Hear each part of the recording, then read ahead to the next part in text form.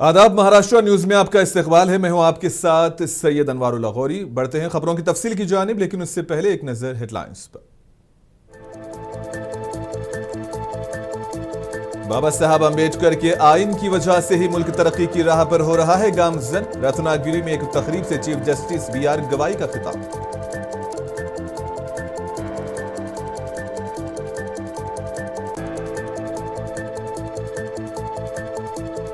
मुल्क के अदालती निजाम में इस्लाहात से इंसाफ रसानी का अमल हो रहा है आसान। महाराष्ट्र के वजीर आला देवेंद्र फडणवीस का बयान।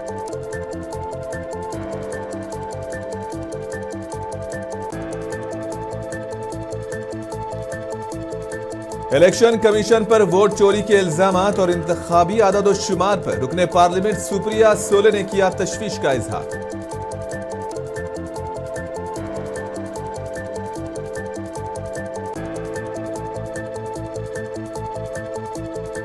कोल्हापुर में जाली करेंसी के रैकेट का पर्दाफाश। तकरीबन 1 करोड़ की जाली करेंसी बरामद। एक पुलिस कांस्टेबल समेत 5 मुलजिमीन गिरफ्तार।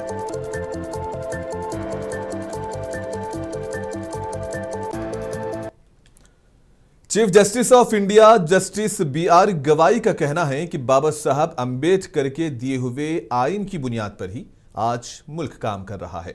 बाबा साहब के आइन की वजह से ही हम हिंदुस्तान को तरक्की की राह पर गामजन होते हुए देख रहे हैं।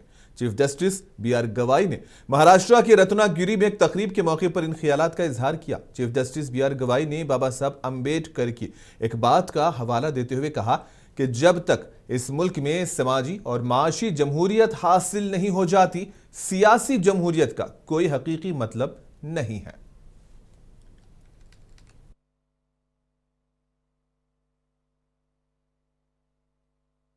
आणि सेपरेशन ऑफ पॉवर्स जरी आपण ती डॉक्ट्राईन मान्य करतो, पण ते सेपरेशन म्हणजे एकमेकांचा विरोध असं नाही आहे। जोपर्यंत आम्ही नेहमीच म्हणतो की judiciary does not have a power of sword और a power of purse, and therefore we always have to be dependent on the executive for the same. आणि एक्झिक्युटिव्हनी आणि ज्युडिशरीनी जर समन्वयाने ज्युडिशरीच्या इन्फ्रास्ट्रक्चर डेव्हलपमेंटचं कार्य केलं असेल तर त्यामध्ये काहीही गैर नाही आहे, कारण की अल्टिमेटली या देशातील जो शेवटचा नागरिक आहे त्यापर्यंत न्याय पोहोचवण्यासाठी शासनाची, मग ते एक्झिक्युटिव्ह असो, मग ते लेजिस्लेचर असो, की ते ज्युडिशरी असो, त्यांची जबाबदारी आहे। मी या प्रसंगी उल्लेख करू इच्छेल की या खरं म्हणजे 2 वर्षामध्ये एवढी मोठी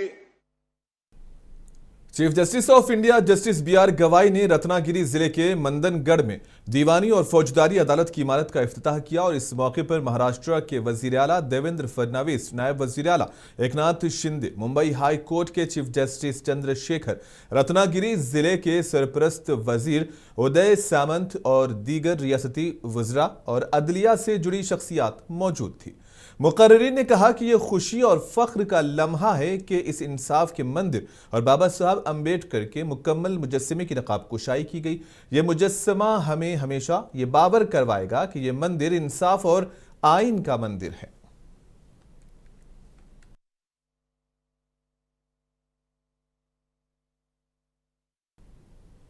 महाराष्ट्र के वजीर आला देवेंद्र फडणवीस ने कहा है कि इन दिनों हम देख रहे हैं कि अदालती निजाम में बहुत सी तब्दीलियां आई हैं। बॉम्बे हाई कोर्ट ने समाअतों की लाइव स्ट्रीमिंग भी शुरू कर दी है और कई मुकदमात की वीडियोज अब यूट्यूब पर भी दस्तयाब है और इससे बहुत सारी कीमती मालूमात आवाम तक पहुंच चुकी हैं। फडणवीस ने कहा कि अदालती निजाम में मौजूद खला को पुर करने में चीफ जस्टिस BR गवाई की बेपनाह शराकत को हमेशा याद रखा जाएगा। केवळ एक इमारत किंवा एक न्यायालय नाही, तर लोकांकरता न्यायदानाची व्यवस्था, एक गतिशील व्यवस्था या निमित्ताने तयार झालेली आहे आणि अर्थातच त्याचं 100% क्रेडिट हे माननीय गवई साहेबांना आहे। त्यांनी जेवढा पाठपुरावा याचा केलेला आहे, क्वचितच एखाद्या एवढ्या सर्वोच्च स्तरावर बसलेले न्यायमूर्ती इतका त्याचा पाठपुरावा करतात डे टू डे। म्हणजे जसं 2 वर्षात इमारतीचं काम पूर्ण करण्याचं क्रेडिट हे आमच्या पीडब्ल्यूडीला आहे, तसंच त्याच्यावर नजर ठेवून असलेल्या गवई साहेबांना देखील आहे. त्यामुळे सगळ्यांकरता एक त्यांनी टाईमलाईन आखली होती. त्या टाईमलाईनमध्ये हे काम पूर्ण करणं अत्यंत गरजेचं होतं आणि ते आज आपण निश्चितपणे पूर्ण करू शकलो आणि एक मोठी न्यायदानाची व्यवस्था या ठिकाणी आपण केली आहे. आमचा जो कोकणी माणूस है। महाराष्ट्र के नायब वजीर आला एकनाथ शिंदे ने भी रत्नागिरी में मुनक़िदा तकरीब से खिताब किया। शिंदे ने कहा कि बाबा साहब अम्बेडकर का मकसद माशरे के आखिरी फर्द तक इंसाफ की फराहमी को यकीनी बनाना था। इन्होंने कहा कि चीफ जस्टिस BR गवाई हिंदुस्तानी अदालती निज़ाम के हकीकी गौहर हैं।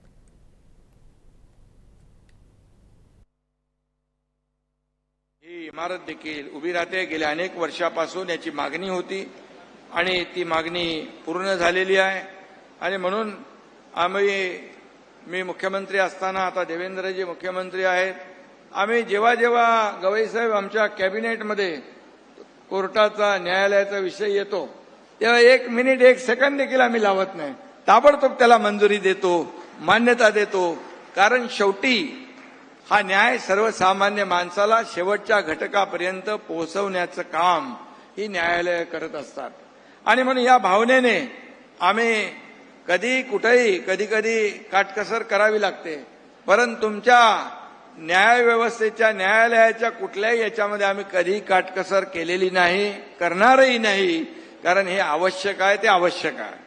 आणि म्हणून जेव्हा आपण या ठिकाणी मोठी इमारत उभी राहिलेली आहे आणि खऱ्या अर्थाने महाराष्ट्र के अपोजिशन लीडरान 14 अक्टूबर को रियासती चीफ इलेक्टोरल ऑफिसर से मुलाकात करने वाले हैं और NCP-SCP के रुकने पार्लियामेंट सुप्रिया सोले का कहना है कि MVA और अपोजिशन की तमाम पार्टियां CEC से मिलने जा रहे हैं और इन्होंने कहा कि हमें इलेक्शन कमीशन पर भरोसा है, ताहम जिस तरह के वोट चोरी के इल्जामात और आदद शुमार सामने आ रहे हैं इस पर हमें तशवीश है।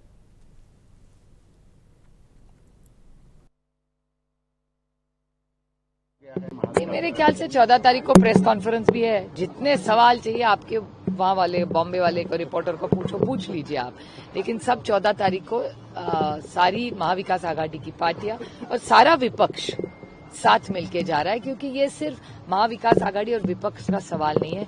ये देश हमें बहुत बड़ी विनम्रता से और दुख के साथ कहना चाहती हूँ कि इलेक्शन कमीशन को सवाल पूछना हमको अच्छा नहीं लगता, क्योंकि हमारा विश्वास था एक इंस्टीट्यूशन पे, लेकिन आज जिस तरह से ये वोट चोरी या नंबर्स का जो आ रहा है ये बहुत चिंताजनक है और सशक्त लोकतंत्र के लिए ये अच्छी बात है। ओसा हल्के से बीजेपी MLA अभिमन्यु पवार ने एक प्रेस कॉन्फ्रेंस की, जिसमें उन्होंने कहा कि महाराष्ट्र हुकूमत ने रियासत में तूफानी बारिशों से किसानों को होने वाले नुकसानात को पूरा करने के लिए 32,000 करोड़ रुपए के पैकेज का ऐलान किया है। इन्होंने कहा कि जिस तरह रियासती हुकूमत ने नुकसानात के लिए इमदाद का ऐलान किया था, उसी तरह एक NGO भी ओसा हल्के के किसानों को इमदाद फराहम करेगी।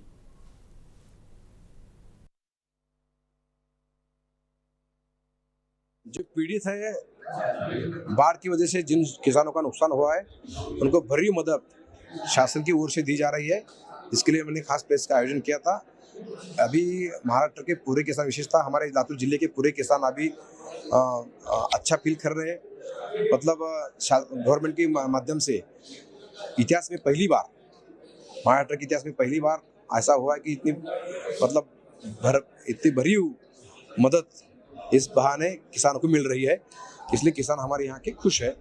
जब भी अभी जो भी कुछ बचा भी है तो हम अभी सर्वे चालू है, सर्वे के पूरे उपरांत और किसानों को जो बचे किसान भी है उनको भी मदद मिलेगी। किसानों की चिंता करने की जरूरत नहीं है। कोई भी बैंक किसानों के इसी पैसे को हाथ नहीं लगाएगी, ये पैसा डायरेक्ट लाभार्थी को मिलेगा। बैंक नहीं दे रही है, बैंक अगर नहीं दे रही तो कलेक्टर के पास एप्लीकेशन दीजिए, कलेक्टर उनके ऊपर कार्रवाई करेगी, क्योंकि गवर्नमेंट ने CM साहब ने पूरे सूचना दी है कलेक्टरों को की जो भी बैंक किसानों को ऐसा तकलीफ देगी उसके ऊपर। जालना शहर के एक सीनियर सहाफ़ी और उस्ताद अजहर फाजिल को रियासती उर्दू अकादमी ने अवार्ड से नवाजा है। इस मौके पर माइनॉरिटी टीचर्स ऑर्गेनाइजेशन के जिला सदर अब्दुल रफीक ने अजहर फाजिल के इस्तकबालिया प्रोग्राम का एहतमाम किया। मुकर्रिरीन ने कहा कि उर्दू ज़बान और तालीम के शोबे में अजहर फाजिल के काम का एतराफ़ ज़िले के लिए बाइस फ़ख्र है। इस मौके पर सीनियर लीडर इकबाल पाशा और तंजीम के रियासती सदर अब्दुल मुकीम मौजूद थे।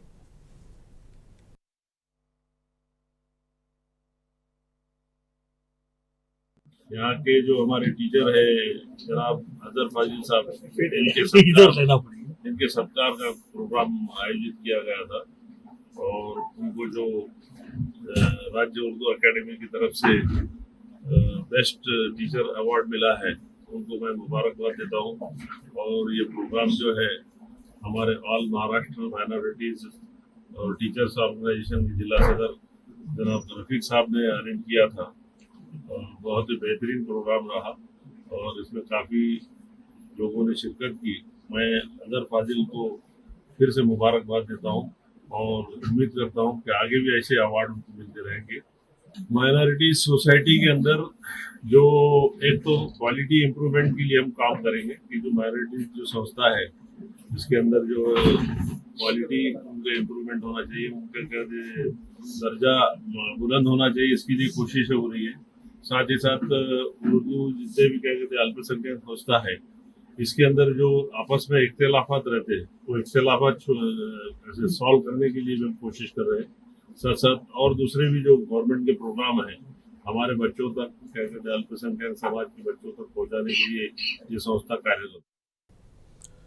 पुणे के कोंडवा इलाके की कौसरबाग हाउसिंग सोसाइटी में हाल ही में हुए इलेक्शन में कौसरबाग नई सुबह पैनल ने कामयाबी हासिल की है। हाजी तौसीफ को चेयरमैन, डॉक्टर सुहेल खान को सेक्रेटरी के ओहदे पर मुंतखब किया गया। नौमुंतखब टीम के अरकान ने कहा कि आइंदा मुद्दत में सोसाइटी की तरक्की, सफाई, सिक्योरिटी और इत्तेहाद को तरजीह दी जाएगी।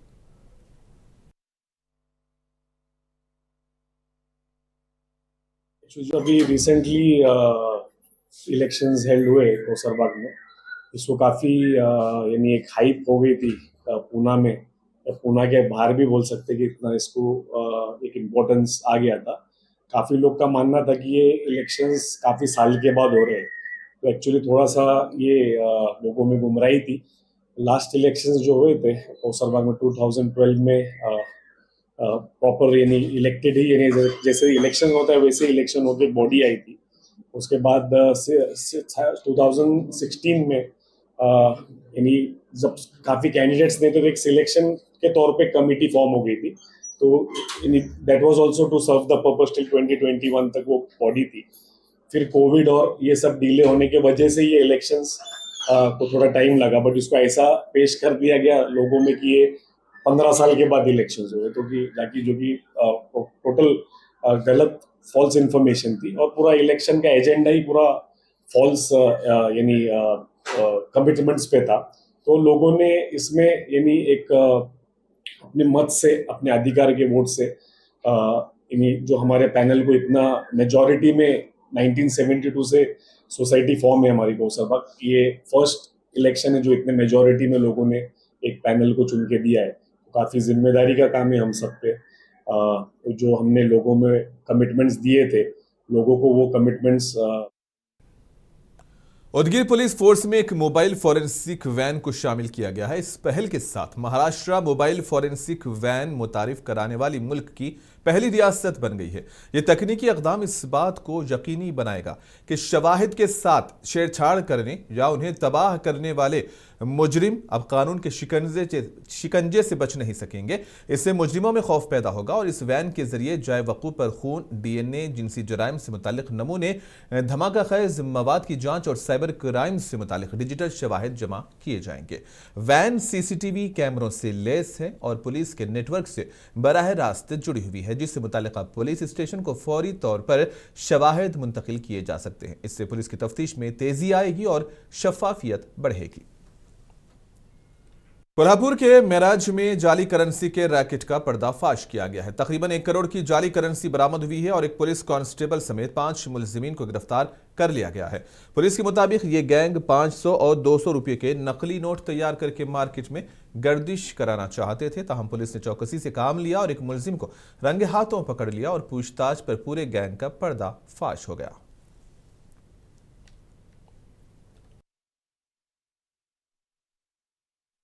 महाराष्ट्र के नवी मुंबई में एक हमा मंजिला इमारत में आग लगने का वाकया पेश आया। बताया जा रहा है कि खारगार में एक इमारत की 18वीं और 19वीं मंजिल पर आग लगी थी। महकमे फायर के हुक्काम ने बरवक्त कार्रवाई करते हुए आग पर काबू पा लिया। इस वाकये में 4 अफराद के जख्मी होने की इत्तलात है।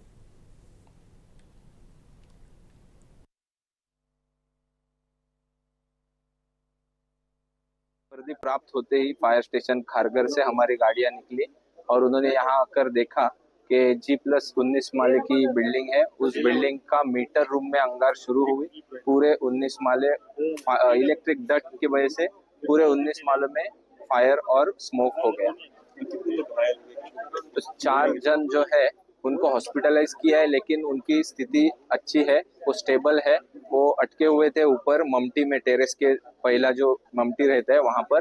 हमारी टीम ने उन्हें सुरक्षित नीचे लाया है। तो कितने घंटे लगे आप काबू पाने में? कितनी दमकल विभाग की गाड़ी आई? वैसे तो हमने 20-30 मिनट में पूरे काबू पाया है स्थिति पर।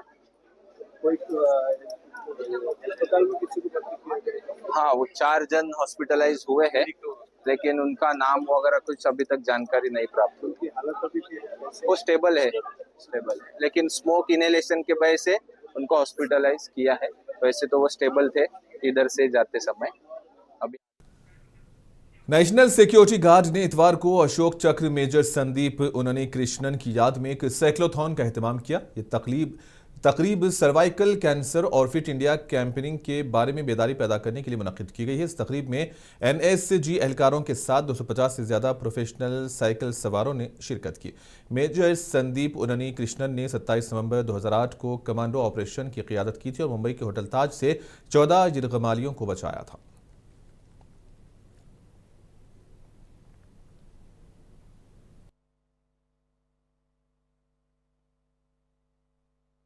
मैं डॉक्टर अनिल हेरूर हूँ, किम्स हॉस्पिटल का डायरेक्टर ऑन्को साइंसेस हूँ और ये मुझे लगता है कि नेशनल सिक्योरिटी गार्ड ने जो ये मेजर संदीप उन्नी कृष्णन के मेमोरी में साइक्लोथॉन कराया है, ये एक बहुत ही अच्छा स्टेप है सर्वाइकल कैंसर अवेयरनेस के लिए। क्योंकि सर्वाइकल कैंसर आज भारत के लिए एक बहुत बड़ी समस्या है, क्योंकि 6 लाख से अधिक लेडीज इससे अफेक्ट होते हैं हर साल और इसमें से जो मृत्युमुखी पड़ते हैं वो होते हैं कम से कम एटलीस्ट 3 लाख लोग। तो सर्वाइकल कैंसर के लिए आज वैक्सीनेशन है जो गवर्नमेंट प्रमोट कर रही है और ये वैक्सीनेशन लेके ये कैंसर 90% प्रिवेंटेबल हो सकता है। और स्क्रीनिंग टेक्निक्स हैं जिससे कि हम ये कैंसर को अर्ली डिटेक्ट कर सकते हैं। जैसे कि आप सब जानते हैं कि early detection is the key to survival in cancer. तो आज का साइक्लोथॉन इस जो चीज के लिए किया गया है उसके लिए बहुत ही अच्छी स्टेप है और सच अवेयरनेस ड्राइव्स हमारे देश में जरूरी है। मगरबी बंगाल के दुर्गापुर में MBBS तालिबा की इज्तिमाई इस्मत दरी मामले में गिरफ्तार तीनों मुलजिमीन को 10 दिन की पुलिस तहवील में दे दिया गया है और इस केस के 2 मुलजिमीन मफरूर हैं और उनकी तलाश जारी है। इत्तलात के मुताबिक पुलिस ने मेडिकल कॉलेज के कुछ मुलाजिमीन और मुतासरा के साथ गए दोस्तों से भी पूछताछ कर रही है।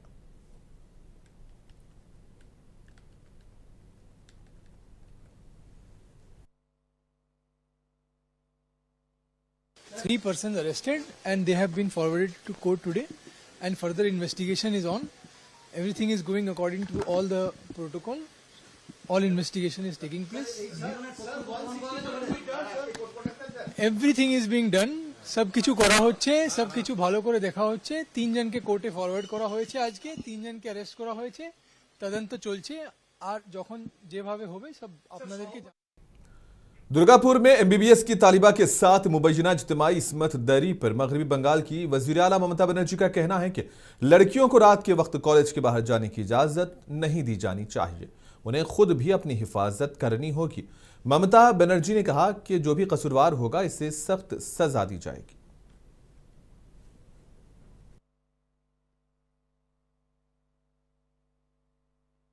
Please don't include this and this. You can ask the police. That police, it is not me, it is the police. There is a private college. The matter nobody is supporting. You tell me when Odisha, before 3 weeks ago, 3 girls are raped in the sea beach. What action is being taken by the Odisha government? And Bengal, if anything happens on women, we don't allow anything to be considered as a casual case. It's a serious case we consider. And that girl, it's a shocking. She was studying in a private medical college. So all the private medical college, whose responsibility? How they came out in the night at 12:30. And it happens in the, so far I know, forest area. And 12:30, I do not know what happened. Investigation is on. I'm shocked to see the incident. But private medical colleges also is to take care for their students. And especially the girl child at night time. Congress leader Jairam Ramesh ने दिल्ली में एक press conference की। इसी दौरान इन्होंने साबिक UPA दौरे हुकूमत में लाए गए मुख्तलिफ कवानीन का जिक्र किया। जयराम रमेश ने कहा कि आज से 20 साल पहले तारीखी और इनकलाबी हक इत्तलात का कानून पास किया गया था। इन्होंने कहा कि RTI एक्ट आम लोगों को इन तमाम मालूमात तक रसाई का इख्तियार देता है जो एक MP या MLA के पास होती है।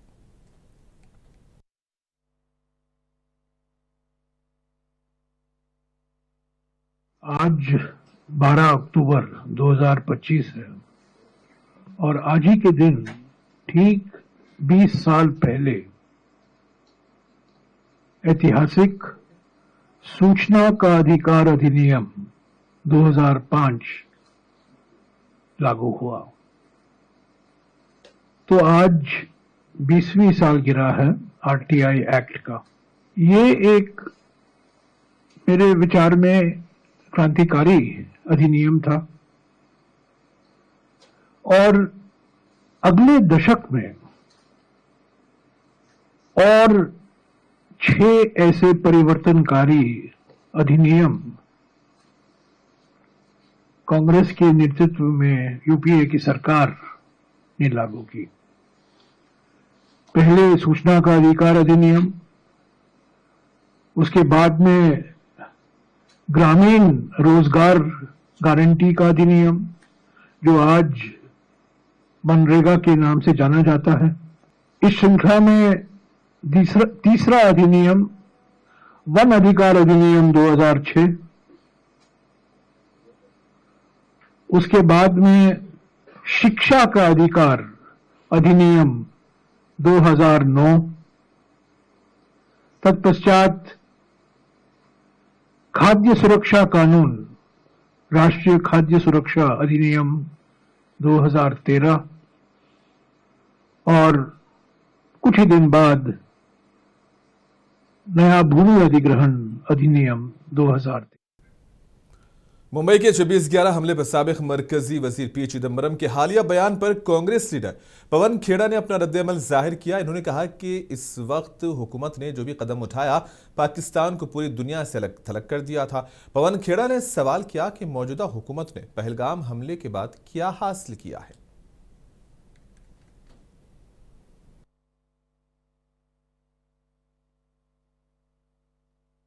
26/11 के बाद सरकार ने कदम उठाए थे वो स्पष्ट तौर पे पाकिस्तान को अलग थलग करने में सफल हुए। पूरे विश्व में न केवल अलग थलग किया, FATF की ब्लैक लिस्ट में भी पाकिस्तान को हमने शामिल करवाया। आतंकवादियों को वहीं मार के ढेर किया और एक को जिंदा पकड़ के उसको सजा दिलवाई। हमने तो न्याय दिलवाया, वो सबके सामने है। आज पहलगाम के बाद क्या हासिल किया इन्होंने? आसिफ मुनीर अमेरिका के साथ लंच करता है, ये हासिल किया इन्होंने। हमने पाकिस्तान को अनटचेबल बना दिया था उस वक्त। और इसी के साथ ही खबरों का सिलसिला यहीं पर इख्तिताम पजीर होता है। दीजिए इजाजत, आदाब।